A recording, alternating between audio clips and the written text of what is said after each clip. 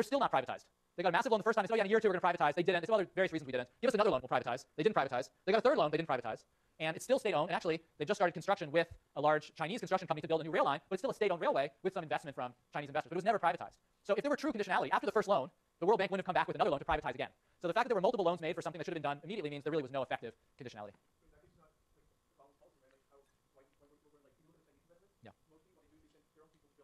Not necessarily. It varies a lot from country to country. Especially in recent years, African countries have become savvier about negotiating deals where there's a lot of local labor input. There may be Chinese engineers. So at least the projects that I've seen physically in Western Kenya, in Nyanza, near Nairobi, et cetera, the vast majority of those working are Kenyan, and there's basically Chinese engineering staff and investment. So it's not, it isn't kind of that extreme. In some cases, it is true that a lot of Chinese labor came, but not in the majority. I don't think the case.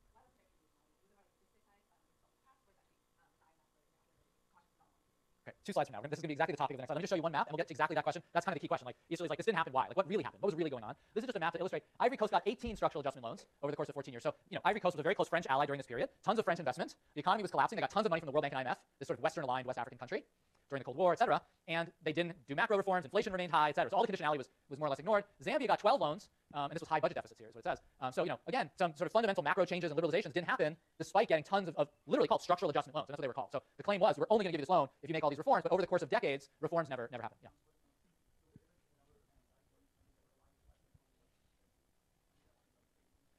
I'm sure there's papers that look at that. I don't know them. It would be an interesting thing to look at. Of course, sort of towards the end of the 80s and into the early 90s, that distinction kind of dissolves and becomes less relevant, sort of right in the middle of this period. I think perception and the reality is the IMF and the World Bank are very much controlled by the US and the European countries, and they have the most seats at the table. They provide most of the money, although that's changing a little bit. And we'll come to this. Elena asked the question about the sort of what happened. What was this all about? One possible explanation is this is all about geopolitical objectives, and so we'll come to that. Yeah. So this, again, is going to vary from case to case. There were some cases of high-profile corruption scandals with the money. There were some cases of the money being used to meet immediate government expenses rather than the sorts of structural changes or investments that the loans were targeted for. So I think they went to lots of things, but not necessarily what the structural adjustment program said they were for. Okay, so let me just get your guys' sense of this, and then we're going to get into exactly this question of what was going on. What is your guys' sense? We've been talking a little bit about these loans now. Like, did the World Bank and IMF give too many loans? Did they give too few loans? Imagine you were the policymaker in the 80s and 90s, and you have to decide, okay, I've already given like 10 loans to Ivory Coast. Am I going to give the 11th loan? Is this kind of a good activity? Is this promoting development in Ivory Coast? Is this something that sort of has been pro-development, or has it hurt development? Right? That's the debate in structural adjustment.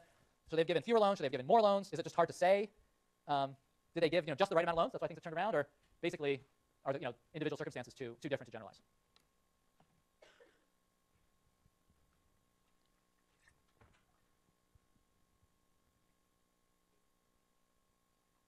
Okay. So this is interesting. A lot of people say they should have given fewer loans. Some people say they should have given more. Others, it's hard to say. So it's kind of mixed, but certainly a little bit of sort of pessimism about the benefits of these loans mixed with uncertainty.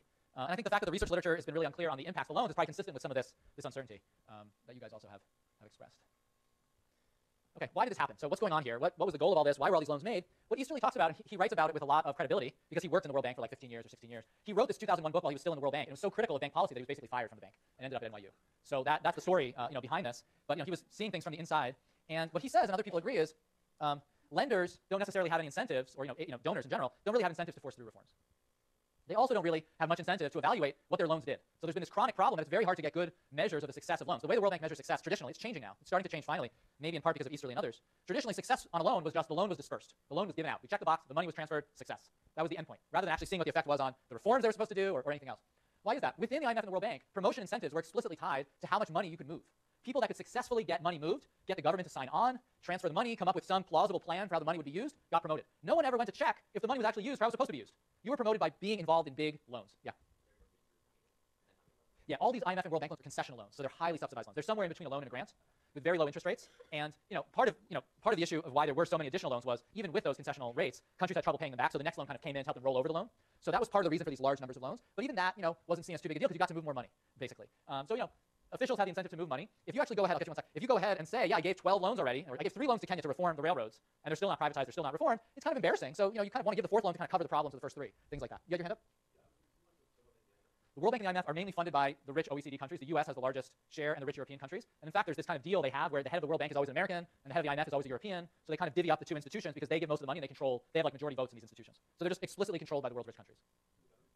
Our government is paying, any government on earth is paying the largest share of World Bank and IMF money, the US government. And for that reason, it's not crazy to think that these institutions could be used as tools of US geopolitical objectives or US power. And that's the kind of, we don't talk about them that way in the US. Outside the US, it's sort of like a given that the World Bank and the IMF are just tools of US and European power. That isn't even a question. That's just sort of a conventional wisdom everywhere outside of the US and Europe, where I think the loftier objectives of these institutions are what we think of first.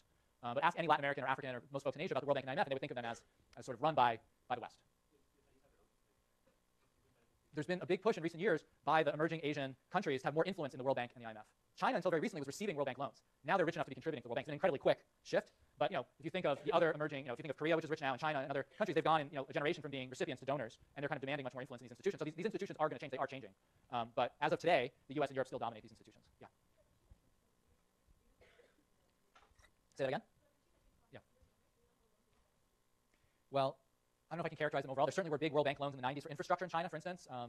But there's so many loans that it's a bit hard to characterize. I think if we think of some of the most rapidly developing Asian economies, they didn't have the sort of slow growth in the 80s and 90s that sort of led to, they didn't have the economic crisis in the 80s and 90s that led to structural adjustments. There was the later 97 East Asian currency crisis, and at that point the IMF was called in to help Indonesia and Thailand and Korea and whatnot, and at that point they definitely did try to impose lots of conditions on aid. So it wasn't that just African countries were targeted. East Asian countries were targeted with conditionality during the financial crisis of 97, but a different sort of conditionality. And again, it was very politically controversial. So they were rich enough at that point that the kinds of loans they were getting were a bit different though. Yeah. They did a very bad job of it. Until very recently, there was no culture of impact evaluation within the World Bank. There was an evaluation unit that was almost more like an anti-corruption unit. It wasn't really, they just wanted to make sure that there wasn't any weird stuff going on with the loans, but there was very little culture of impact evaluation until about 8-9 years ago. And since then, there's been a big spread of the kinds of tools we've been learning in this course. And there's groups within the World Bank and within the other development banks that have been really pushing for randomized experiments and better data collection and trying to understand the impact of the loans. So there's been a change since Easterly wrote his book, but certainly a decade ago, there was almost no information on what the loans were really doing. So even a loan for, some loans were given to invest in education where you could really measure educational outcomes. The bank wasn't doing it, but now they're starting to. They're doing a better job. Yeah. So in the late 90s, a new president took over the World Bank. This is James Wolfensohn, and in the mid-90s. And when he took over, he really scrapped a lot of this rhetoric, and they got rid of the term structural adjustment programs. And even though there was some implicit conditionality, it was weakened. The language was changed. There was a lot more framing of relationships as partnerships and country economists. This gets back to the question, what were country economists' role in this? There was a lot more explicit input from country economists in poverty reduction strategies. So every country working with the World Bank had to craft a poverty reduction strategy paper or program, PRSP was the acronym, that was supposed to sort of guide World Bank and IMF lending in the country. And it was supposed to come from the country itself. So, from the mid-80s to the mid-90s was like the high point of structural adjustment programs. And since then, I think the World Bank realized that they were losing the public relations battle around these kinds of loans, and they very much changed at least the framing of their loans. So there have been changes since then. When Wolfensohn took over the bank, he also changed the kinds of projects that were funded. He put a lot more funding into environment, put a lot more funding into health and education, not just big infrastructure projects. So the World Bank really changed its portfolio a lot around that time. So what I'm describing here is really the mid-80s to the mid to late 90s, and that's what Easterly sort of has crystallized in his book. But even by the time his book came out, a lot was already changing within the World Bank. And I think that's why there was some part of the back.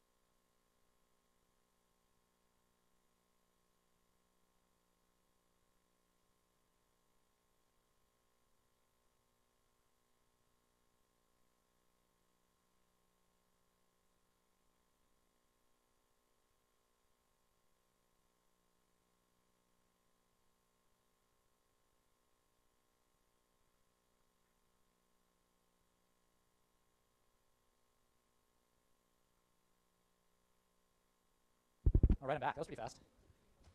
Okay, so this is the very cynical view of the world in Easterly. Goes against all of the objectives that we think the World Bank and IMF should be achieving, or at least in theory they're achieving. We've been focusing this course on what concrete things can be done to fight poverty. And I will say, if you look at some of the projects that we worked on in Western Kenya, the deworming project was partially funded by our local NGO partners. All the research was funded by the World Bank. So that was something they were doing to try to promote learning, or I don't know what the geopolitical implications were for killing worms, but so there always are groups within any organization that there are groups within any organization that have different goals. There are a tremendous number of people within the World Bank and IMF really committed to global development. They believe in that mission and they work for it. But these are organizations that also have certain geopolitical functions. So they're complicated organizations. It's simple to boil everything down to like a soundbite. Oh, they're good, they're bad. But the reality is very complicated, I would say. Was there a hand up? Yeah. I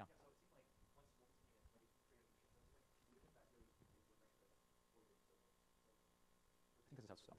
No, I think it's spelled wrong. Maybe there's no H. It's spelled like that plus or minus a little bit.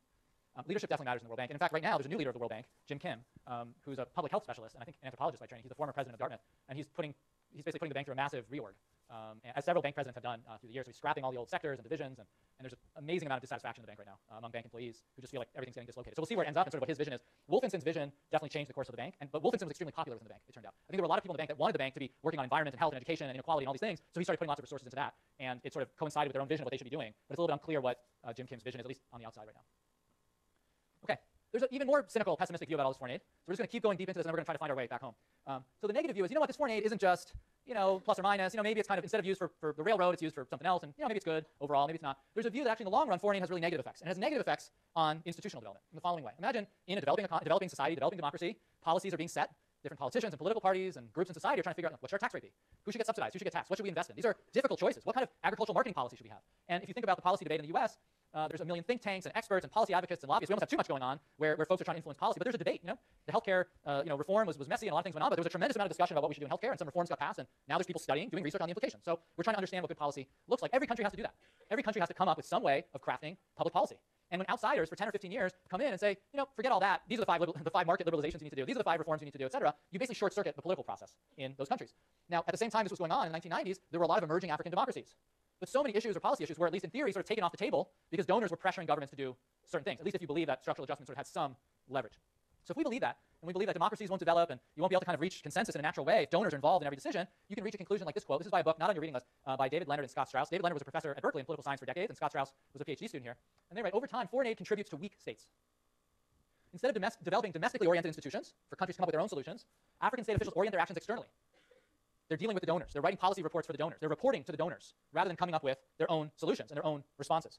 There was one study that I heard of, it's all anecdotal, but someone told me once that they collected data on the fraction of time that Tanzanian government officials met with foreign aid officials rather than local constituencies. And they were spending more time dealing with foreign aid officials than their own local, internally relevant groups. That seems totally out of whack. They should be dealing with their own politics. And yes, if donors every once in a while are going to help, they're going to pitch in, provide some resources, some technical assistance. I mean, no one would disagree that getting maybe some good engineers to help you design a good road, that seems maybe like that's not a bad thing in the short run. But maybe even that short circuits the demand for local engineers. So a lot of types of assistance could in the long run be bad. And this last quote says, last part of the quote says, Western aid is sometimes thought as a response to colonialism.